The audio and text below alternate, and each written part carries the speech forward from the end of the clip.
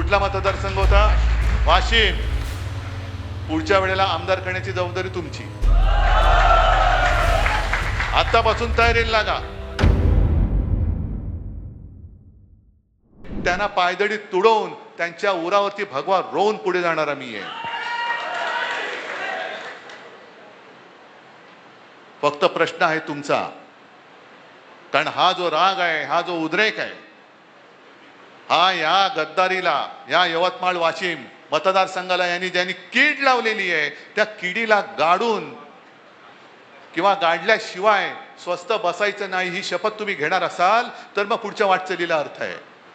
नाही तर जंगलात सगळे इकडे तुडुंब भरले, तिकडे तुडुंब भरले, बाहेर लोक उभी आहेत, रस्त्यात लोक उभी आहेत, पत्रकार मध्ये मध्ये विचारतात, तेवढ्याला अर्थ नाहीये.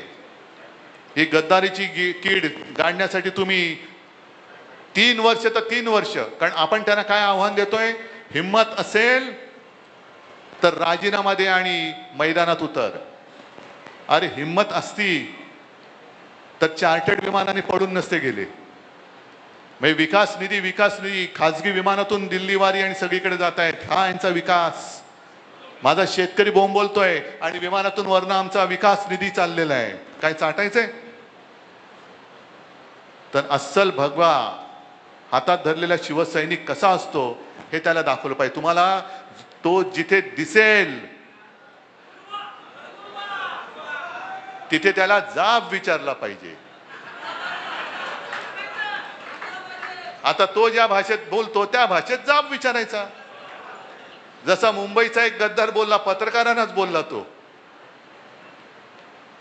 ज्याची जशी भाषा आणि ज्याचं जसं कृत्य असतं तसा जाब कसा विचारायचा तो मी आत येताना नितीन भाऊ तुम्ही सांगत होता. त्याच्यामुळे जाब कसा विचारायचा मी नाही सांगत, पण जाब विचारायचा हे तुम्हाला मी नक्की सांगतोय. आहे तयारी? आणि यापुढे यवतमाळ वाशिम हा जो काय आपला लोकसभा मतदारसंघ आहे, आतापर्यंत काय व्हायचं, संपूर्ण मतदारसंघात खासदार यायचा तो खालच्यांची सेटिंग करायचा की खाली तू वरती मी, खालती एकच यायचा तो म्हणायचा खाली मी वरती तू. नाही, मला आता खाली वरती काय नाही, मला आमदार पण पाहिजेत आणि मला खासदार पण पाहिजे. देणार आहात तुम्ही? आता सांगितलं ना डॉक्टर देवळे, बरोबर ना? गेल्या वेळेला किती मतं पडली? 1,04,000. कुठला मतदारसंघ होता? वाशिम. पुढच्या वेळेला आमदार करण्याची जबाबदारी तुमची. आतापासून तयारीला लागा. निवडणुकीसाठी जी मांडणी करायची, जी बांधणी करायची ती करत राहा. आणि त्याच बरोबरीने हा गद्दार जिकडे फिरेल तिथे त्याला जाब विचारत राहा. सगळ्यांना धन्यवाद देतो.